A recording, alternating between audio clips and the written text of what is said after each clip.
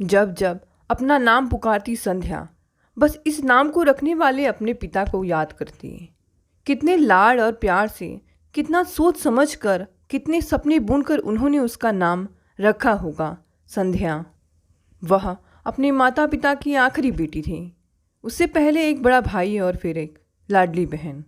माँ बाप फूले नहीं समा रहे होंगे कि चलो परिवार पूरा हुआ। भले ही उस जमाने में जब 4-5 बच्चे पैदा करना सामान्य और भाग्य की बात हुआ करती थी, तब माता पिता ने परिवार के पूरे होने के बारे में सोचा होगा। ऐसा संभव नहीं था। यह मात्र उसकी अपनी सोच थी, शायद अपने को दिलासा देने का एक झूठा आसरा। वरना वह जमाना ही कुछ और था कि परिवार में एक लड़का हुआ तो दाल को दोहरी करना जरूरी समझा जाता था। दाल दोहरी हो गई तो ठीक, लेकिन अगर बीच में डाली की दोहरी होने से पहले ही कोई खरपतवार आ गई तो फिर खरपतवार की पैदावार का यह सिलसिला तब तक नहीं थमता था जब तक दाल दोहरी नहीं हो जाती थी। हाँ, ईश्वर की इतनी कृपा ज़रूर थी कि आज की तरह खरपतवार के बीज को जमीन के अंदर ही ख़त्म नहीं किया जाता था।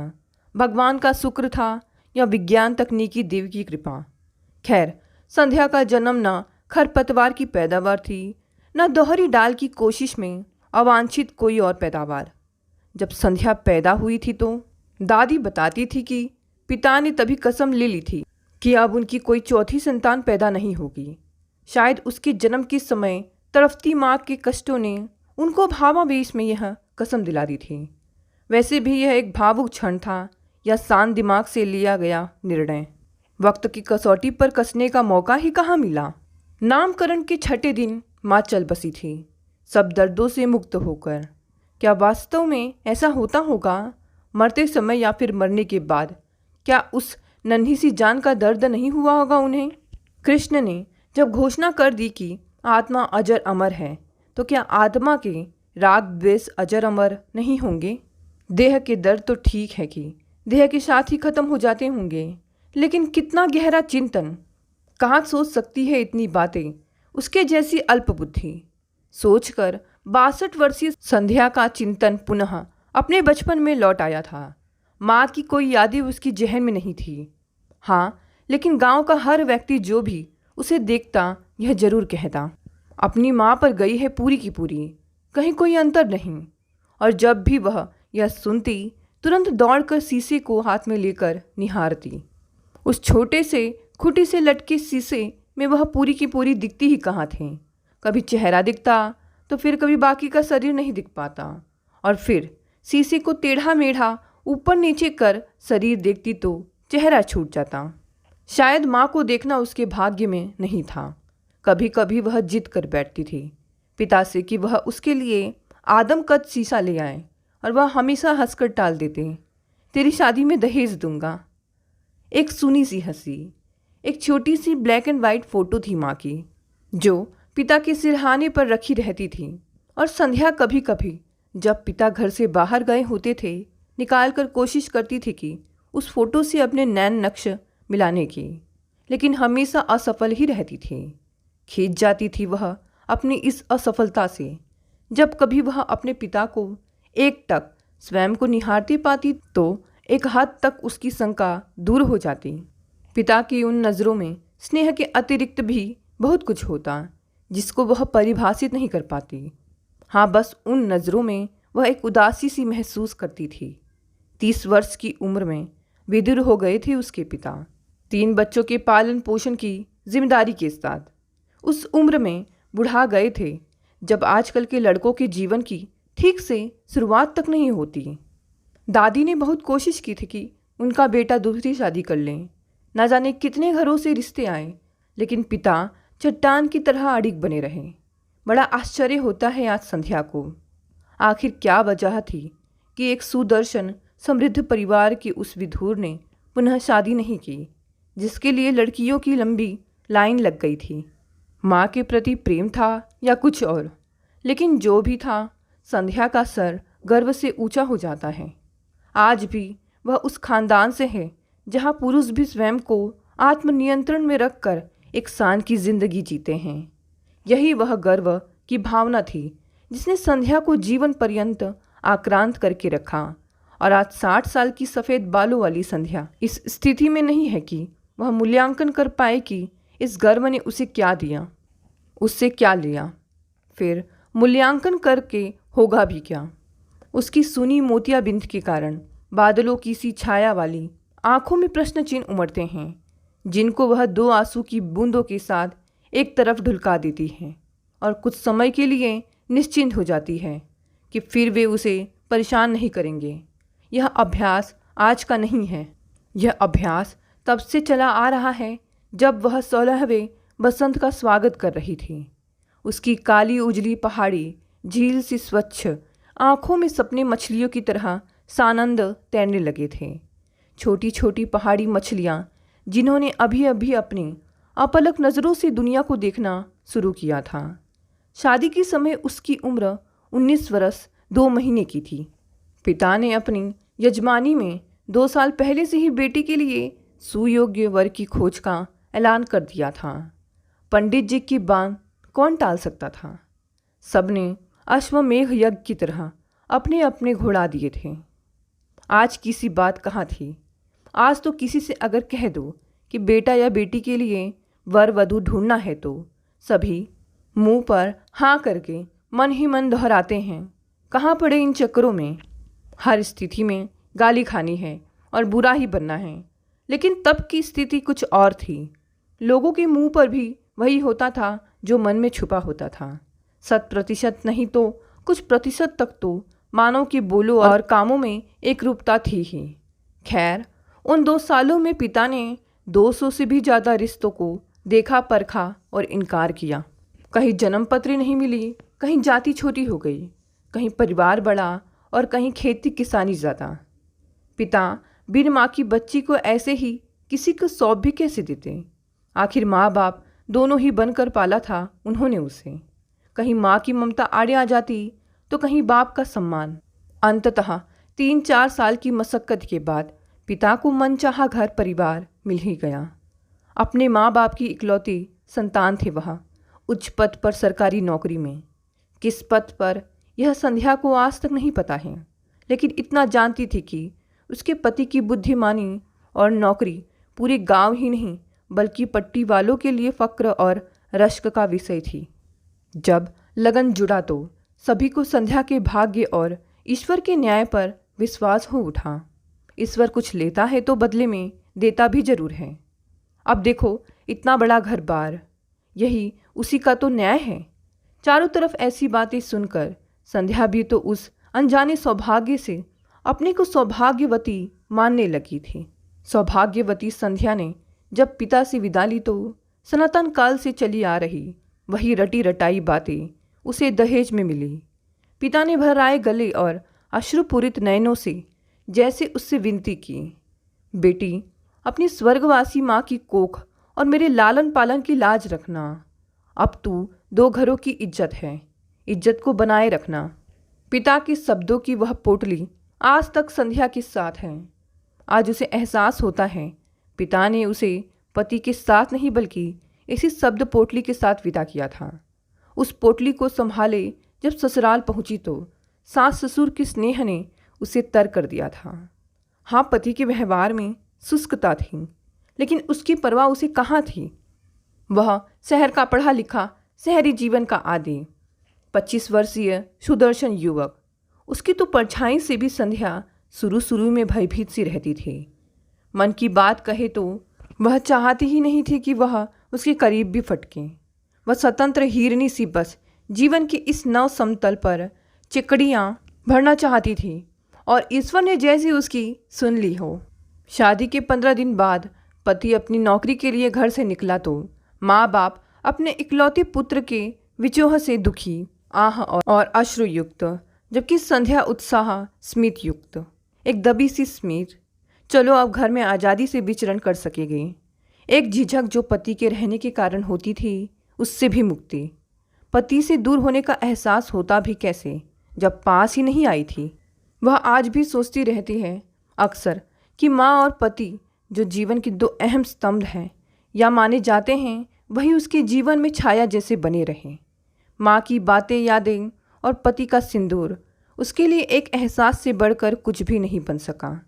शादी के बाद पति गया तो 1 साल बाद ही लौटा। इस बार संध्या को उसके लौटने का इंतज़ार था। जाने क्यों उसके आने की खबर से ही गुदगुदी सी हुई थी उसे, संभवतः अगल बगल की सहेलियों की बातें सुनकर। वैसे भी 20 साल पूरे कर चुकी थी वह। यौवन उसके यंगों में दस्तक देने लगा था। एक अनचिन्हा सा दर्द उसे सताने लगा था। और जब पति आया तो फिर वही गंभीरता, वही दूरी, रातों में वही सन्नाटा उभरे। नीचे के मंजिल का कमरा में जो 2 बिस्तर लगे थे उनके बीच के फासले आज तक संध्या को नज़र नहीं आए थे, लेकिन अब उसे उनके बीच की दूरी कोसों की दूरी लगने लगी थी। सांसों की 2 लहरें बहती, लेकिन उनकी ताल लय बिल्कुल अलग। संध्या को कुछ भी समझ में नहीं आ रहा था। खाना पीना, बर्तन चौका आदि दोपहरों का काम निपटाने के बाद जब वह कमरे में जाती तो पति करवट लिए लेटा होता, दीवार की तरफ मुंह। पता नहीं चलता कि सो गया है या नहीं। संध्या कुछ पल एकटक निहारती, फिर दूसरे पलंग पर पसर जाती। नींद से बहुत दूर, लेकिन सपनों से भरपूर। सपने देखना या सपनों की दुनिया में घूमते घूमते थक कर सोना उसकी पुरानी आदत थी। पहले सपने होते थे माँ के, माँ से मिलने के। एक धुंधला चेहरा जिसके पीछे या साथ साथ वह निरंतर भागा करती थी और भागते भागते थक कर सो जाया करती थी। आज फिर वही भागम भाग है, भले ही चेहरा धुंधला नहीं है। संध्या कुछ दिन इंतज़ार करती रही। दिन में सब कुछ सामान्य रहता, लेकिन रात को एक तनाव भरा माहौल। संध्या का कई बार मन होता कि वह पूछे कि उससे क्या गलती हो गई है, उससे कि वह यूं मुंह फेर कर लेट जाते हैं। लेकिन वह पति की खूबसूरती, बुद्धिमत्ता और बड़प्पन से इतना आतंकित रहती कि कुछ बोल ही नहीं पाई। छुट्टियां खत्म, पति फिर ड्यूटी के लिए रवाना। उत्साहित सा भी लगा संध्या को, जैसे कि पिंजरे में बंद पक्षी अपनी आज़ादी को महसूस कर रहा हो। वह चुपचाप देखती रही उसे तैयारी करते हुए, महसूस करती रही उसकी अनचिन्ही खुशी को। लेकिन अचानक से जैसे कैद पंछी के पंख फड़फड़ाना भूल गए हों, ऐसी ही विवशता दिखी उसे अपने पति की नज़रों में। जब सास ने कहा, इस छोरी को भी घुमा दे जरा बाहर, इसने भी क्या दुनिया देखी है। बेचारी बिन माँ की बच्ची, अब तेरे पीछे ही तो सुख दुख देखेगी। माँ की बात का जवाब केवल ठीक है कहकर दे दिया था उन्होंने, लेकिन तभी से एक अनमनापन उनकी हर बात, हर काम में झलक रहा था। संध्या ने सोचा कि कहीं मेरी वजह से विदेश में कोई दिक्कत ना हो उन्हें, और उसने सास को कह दिया कि वह शहर नहीं जाना चाहती। बूढ़ी आंखों ने दुनिया देखी थी, जीवन के खट्टे मीठे कड़वे सभी स्वादों से वाकिफ थी वह। संध्या की इस बात ने तो जैसे उनको सपनों से जगा दिया। जिद ठान ली उन्होंने कि बहू बेटे के साथ ही जाएगी। बहुत ही आसान था समझना उनके लिए। गांव घर की बहू बेटियां कितनी ललायित रहती हैं घर से निकलने के लिए, बाहर की दुनिया देखने के लिए। और संध्या पति के साथ जाना नहीं चाहती, जिसके साथ मुश्किल से 1 महीना भी नहीं गुजारा उसने। सास ने सोचा या तो अभी तक लाज के पर्दे नहीं हटे हैं या फिर कुछ अनबन है, लेकिन जो भी हो अकेले एक साथ रहेंगे तभी सब कुछ ठीक होगा। यह सोचकर खुद ही सामान बांधने लगी संध्या का। वह सफ़र आज भी संध्या की स्मृति में तैर जाता है। यह पहला मौका था जब वह गाड़ी में बैठने वाली थी। 1 बजे गेट में जाना था उन्हें। शाम तक कांटे द्वार पहुंचकर फिर रेलगाड़ी की सवारी। खुशी और उम्मीदों से संध्या का अंग अंग झिलमिला रहा था। एक अनजाना मीठा सा डर, कैसे बैठेगी वह रेलगाड़ी में। गाड़ी में तो फिर भी ठीक है, पता नहीं उल्टी होगी या नहीं। उसकी मौसेरी बहन सरला तो कभी चली गई थी दिल्ली शादी के बाद। 2 महीने भी नहीं टिकी ससुराल में। सास और ननद से झगड़ा हुआ नहीं कि उसने अपने मर्द से साफ कह दिया, या तो मुझे अपने साथ ले जा, नहीं तो मैं फांस खाती हूँ। तब लड़की मायके जाने की धमकी भी तो नहीं दे सकती थी। पता था ना, मायके वाले लड़ झगड़ कर आने वाली बेटी की कोई कदर ही नहीं करते। 2-4 दिन बाद फिर वापस भेज देते थे। बेचारी लड़की मरे नहीं तो क्या करे। खैर, संध्या तो भाग्यशाली थी कि उसकी सास स्वयं भेज रही थी उसे, वरना कौन सास भेजती है यूँ। गांव घरों में बहू का आना और बैल खरीदना एक ही माना जाता था उस जमाने में। बहू खेती बाड़ी संभालने के लिए लाया एक प्राणी मात्र होती थी। ऐसे में संध्या की सास का यह व्यवहार उसके लिए ही नहीं बल्कि उसके पिता और बूढ़ी दादी के लिए भी चौंकने वाला और सुखद था। जब संध्या का रहबार पिता को पहुंचाया तो पिता ने राहत की सांस ली। चलो, छोरी को माँ न सही माँ जैसी सांस मिल गई। भाग्य इतनी जल्दी बदल सकता है क्या? धन, दौलत, पद आदि के आधार पर जो भाग्य बदलते हम देखते हैं, वह व्यक्ति की मूल प्रवृत्ति, उसके कार्य व्यवहार या उसके संस्कार को बदल पाता है? नहीं। संध्या के जीवन में कुछ नहीं बदला था। हाँ, दुर्भाग्य ने रूपाकार बदल लिया था। लखनऊ पहुंची तो पाया कि जिसको वह अपना पति परमेश्वर मान बैठी है, जिससे उसका सिंदूर और सौभाग्य जुड़ा है, उस पर उसका कोई अधिकार ही नहीं है। वह दूसरी औरत है जिसके साथ उसके पति ने मजबूरी में गठबंधन किया है, अपने माता पिता की इकलौती संतान होने के कारण या फिर उसके भाग्य के कारण। वह एक बार फिर ठगी गई थी। क्या करे वह? परदेश में किसके आगे रोए? जिसके भरोसे परदेश गई वह उसका कभी था ही नहीं। मन किया पूछे उससे कि आखिर किस जन्म की दुश्मनी थी उसकी उससे कि उसे यूं जन्म भर का दुख दे दिया। दर्द आंसुओं का जन्म जन्मांतर का सैलाब जो उसने सायास रोका था, बह चला। इस सैलाब में वह डूबकर मर जाना चाहती थी। सब दुखों को पार कर सैलाब में तैर कर अनंत गहराइयों तक पहुंच जाना चाहती थी, जहां दुनिया का कोई भी सुख दुख ना पहुंच सके। लेकिन इस अनजान शहर में वह कुछ भी नहीं कर पाई थी। बस इतना समझ चुकी थी कि जिसके भाग्य में जो लिखा होता है वही उसे बचपन से लेकर मृत्यु पर्यंत मिलता है, उसके पूर्व जन्मों के कर्मों का फल कहें या इस जन्म का। लेकिन भाग्य के लिखे से कोई नहीं बच सकता।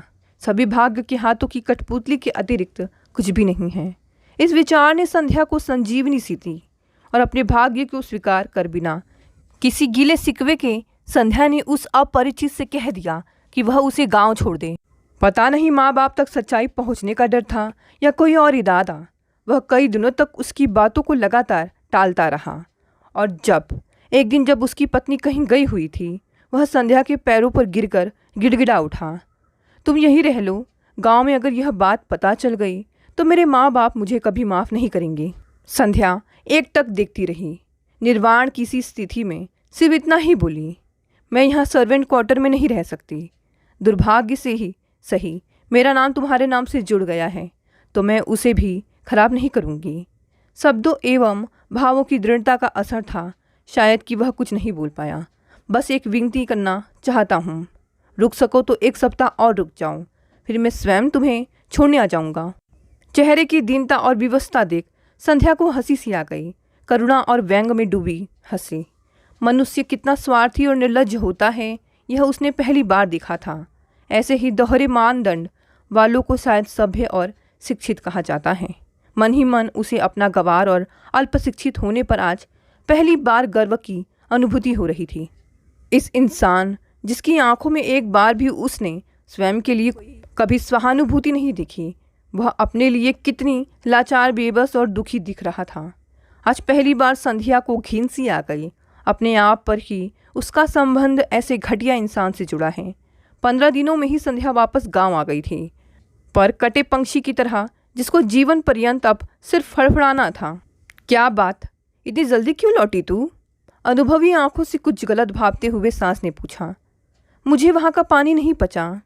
जी, वह कुछ बोलता उससे पहले संध्या बोल पड़ी। तबीयत बहुत खराब हो गई थी। संध्या ने अपने पीले चेहरे को ऊपर उठाया। साक्ष्य के रूप में ही कुछ और न कहना पड़ा और सचमुच उसे कुछ और नहीं बोलना पड़ा।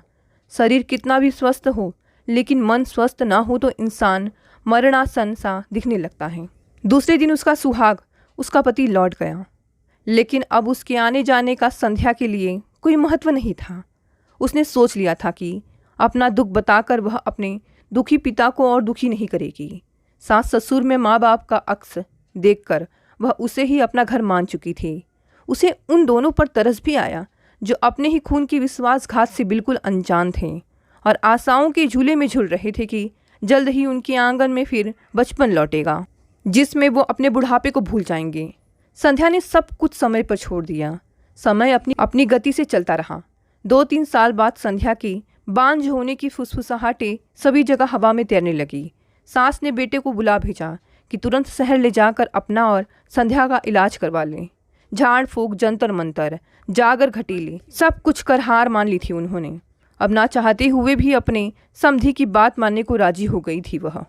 लेकिन संध्या तो अड़ियल टट्टू की तरह अड़ गई कि शहर नहीं जाएगी। सास की जिद और कस्मों के आगे झुककर संध्या ने जब सास को सच्चाई बताई तो उनके पैरों के नीचे जमीन खिसक गई। उनकी अभिव्यक्ति और सच्चाई को बयान करने से पहले ही संध्या अपना सामान समेट चुकी थी। अपने इकलौते लड़के को तो सास ससुर त्याग नहीं सकते, इसलिए टूटे हुए पत्ते की तरह हवा की झोंकों के साथ भटकने, धूल धूसरित उसे ही होना है। यह संध्या को एहसास था। आज से तुम्हारा और हमारा कोई संबंध नहीं है। हमारी बेटी, बेटा, बहू सब कुछ यही है और इसके ही कंधों पर हम अपनी अंतिम यात्रा करेंगे। गरजते हुए ससुर जी ने कहने की कोशिश की तो गरजने के साथ आंसू के दो चार छींटे से आवाज़ भीग गई। संध्या को एक बार फिर अपने भाग्य पर तरस आ गया। पिताजी भी उसकी वजह से जीवन पर्यंत अकेलेपन से जूझते रहे और अब सास ससुर को यह असहनीय दुख उसका हृदय करा उठा। बहुत मिन्नतों और कोशिशों के बाद वह ससुर जी को इस बात के लिए राजी कर पाई कि उनका बेटा साल भर में 1-2 दिन के लिए घर आ सकता है, लेकिन उसके पत्नी और बच्चे उन्हें स्वीकार्य नहीं थे। संध्या ने लाख कोशिश की कि यह खबर उसके पिता तक न पहुँचे, किंतु हवा की तरह बातों को कौन रोक पाया है। साल भर होते होते पिताजी को पता चल गया कि उनकी विवाहिता बेटी आजन्म कुंवारी ही रहने वाली है। विवाहित बेटी के लिए मायके के दरवाजे तो सदैव खुले थे, लेकिन तलाक या मुकदमा जैसा शब्द तो उसके जैसे प्रतिष्ठित ब्राह्मण के लिए किसी पाप कर्म से कम नहीं थे। सो एक ही हिदायत उन्होंने आमरण बेटी को दी। सास ससुर ही तेरे माँ बाप हैं, इनकी सेवा ही तेरा धर्म। बेटी तब प्राणी थी ही कहाँ जो उसकी जैविक शारीरिक कोई आवश्यकता होती, मात्र किसी कुल परिवार की इज्जत का तमगा जिसमें किसी भी सूरत में धूल या जंग नहीं लगनी चाहिए थी। यही संध्या ने देखा, सुना, पढ़ा और सीखा था।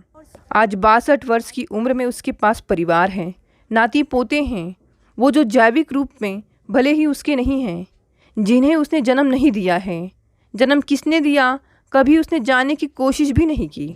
लेकिन 2 वर्ष के किशोर को जब वह जंगल से अपने साथ लाई तो संध्या को कभी याद ही नहीं रहा कि वह एक ऐसी माँ है जिसने माँ बनने की किसी भी प्रक्रिया को कभी जाना ही नहीं। आज जब किशोर का 5 साल का नन्हा बेटा अपनी तुतलाती आवाज़ में उससे पूछता है, दादी आपका नाम क्या है, तो उसके मुंह से बरबस निकलता है, संध्या। दोस्तों, ये कहानी यहीं समाप्त हो गई। कहानी पसंद आई तो इसे लाइक, शेयर और कमेंट करें।